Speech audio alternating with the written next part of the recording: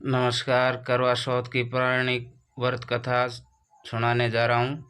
श्री गणेशाय नमः। एक साहूकार के 7 लड़के और एक लड़की थी। लड़की का नाम सावित्री था। एक बार कार्तिक मास की कृष्ण पक्ष की चतुर्थी तिथि को सेठानी सहित उसकी 7 बहुएं और उसकी बेटी सावित्री ने भी करवा चौथ का व्रत रखा। रात्रि के समय जब साहूकार के सभी लड़के भोजन करने बैठे तो उन्होंने अपनी बहन सावित्री से भोजन कर लेने को कहा। इस पर सावित्री ने कहा, भाई अभी चाँद नहीं निकला है, चाँद निकलने के पर उसे अर्घ्य देकर ही मैं भोजन करूंगी। साहूकार के बेटे अपनी बहन सावित्री से बहुत प्रेम करते थे। उन्होंने अपनी बहन का भूख से व्याकुल चेहरा देख बहुत दुख हुआ। साहूकार के बेटे नगर के बाहर चले गए और वहाँ एक पेड़ पर चढ़कर अग्नि जला दी और घर वापस आकर कहने लगे, बहन सावित्री चाँद निकल आया है, अब तुम इसे आरती देकर भोजन ग्रहण करो। साहूकार की बेटी सावित्री ने अपनी भाभियों से कहा, देखो चाँद निकल आया, तुम लोग भी आरती देकर भोजन कर लो। ननद की बात सुनकर भाभियों ने कहा कि बहन अभी चाँद नहीं निकल आया, सावित्री तुम्हारे भाई धोखे से अग्नि जलाकर उसके प्रकाश को चाँद के रूप में तुम्हें दिखा रहे हैं। साहूकार की बेटी सावित्री अपनी भाभियों की बात को अनसुनी करते हुए भाइयों द्वारा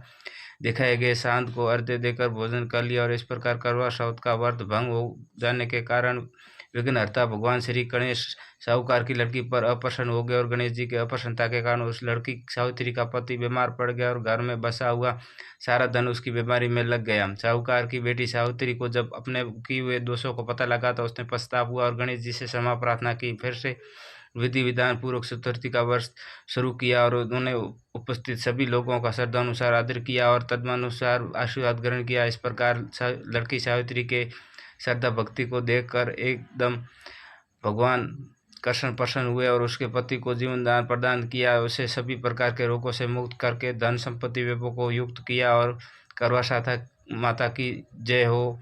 और दोस्तों, कहानी अच्छे लगे तो मेरे YouTube चैनल को सब्सक्राइब कर देना और इसी के साथ मैं फिर किसी कहानी के साथ हाजिर होऊंगा। बहुत बहुत धन्यवाद।